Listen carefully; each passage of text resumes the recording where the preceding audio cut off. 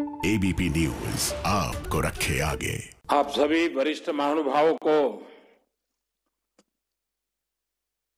मेरी तरफ से आदरपूर्वक नमस्कार।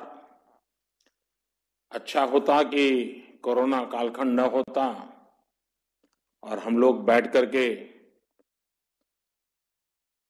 बहुत ही अच्छे वातावरण में बातचीत कर पाते, लेकिन दुर्भाग्य से वर्चुअली हमें मिलना पड़ रहा है। सदन में तो जरूर मिलना हो जाएगा। आज पूज्य बापू की पुण्यतिथि है। मैं आदरपूर्वक पूज्य बापू को श्रद्धांजलि देता हूं, आदरपूर्वक नमन करता हूं।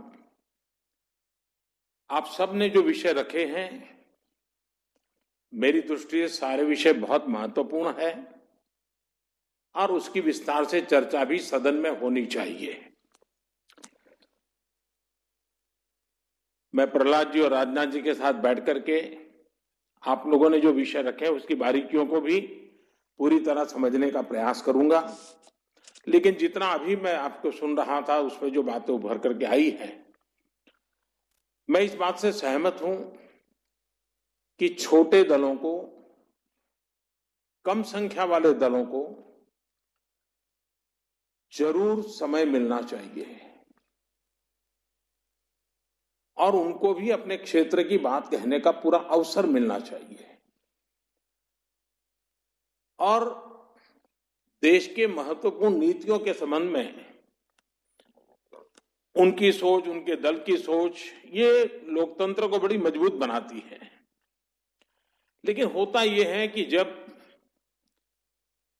सदन में डिस्टरप्शन होता है, हो हल्ला होता है, उसका सबसे बड़ा नुकसान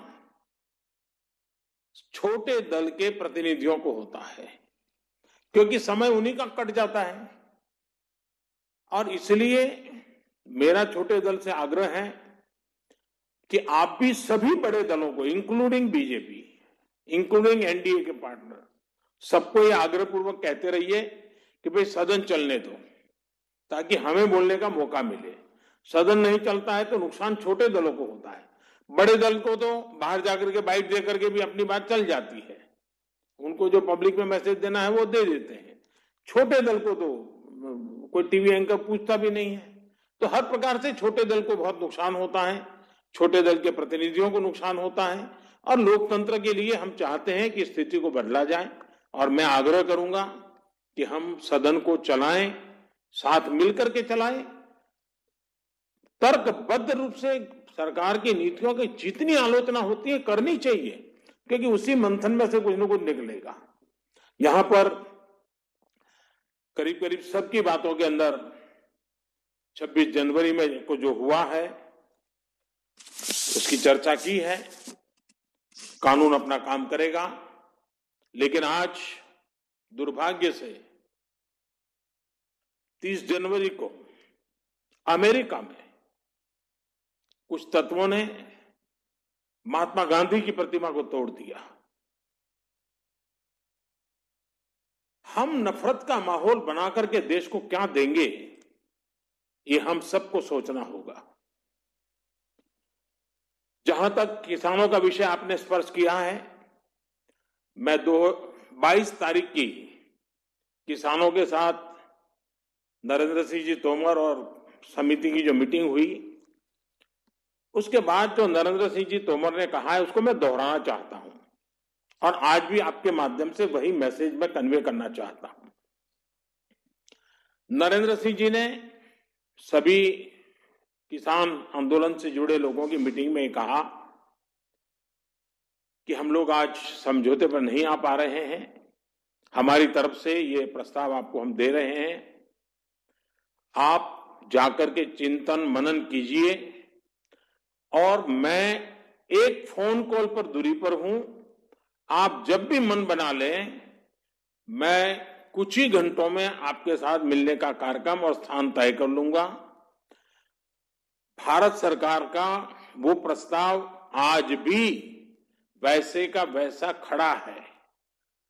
आपके जितने भी परिचित आंदोलनकारी हैं, आप उनको जरूर बताइए कि तोमर जी ने तो स्पष्ट शब्दों में कहा हुआ है कि भाई ये हमारा प्रस्ताव है, आप आइए, एक फोन कॉल कीजिए, बात आगे बढ़ेगी।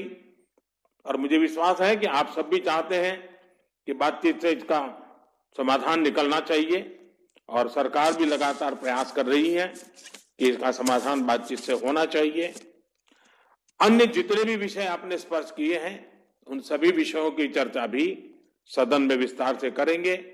लेकिन विश्व की जो आज स्थिति बनी हुई है, उसमें भारत बहुत कुछ कंट्रीब्यूट कर सकता है, बहुत कुछ कंट्रीब्यूट कर सकता है।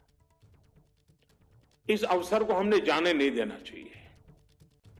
और ये किसी सरकार की सफलता नहीं है, ये देश की सफलता है। देश ने इस दशक के इस अवसर को छोड़ना नहीं चाहिए।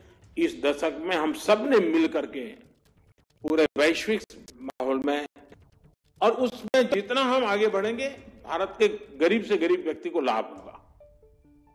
देश आगे बढ़ेगा तो उसका फायदा देश के गरीब को होने वाला है, देश के पिछड़े इलाकों को होने वाला है, जहां आज भी व्यवस्थाएं पहुंचने में कमियां हैं उसको होने वाला है। और इसलिए मैं आप सबसे आग्रह करूंगा कि लोकतंत्र में हमने सबने मिल करके देश के लिए ही सोचना है, देश के लिए ही करना है, और उस उच्च परंपरा को हमें आगे भी बनाए रखना है। मैं इसी अपेक्षा के साथ मैं आप सबका बहुत बहुत धन्यवाद करता हूं, और हम सदन में मिलजुल करके बहुत ही अच्छे ढंग से देश की आशा अपेक्षाओं को पूरा करेंगे। बहुत बहुत धन्यवाद।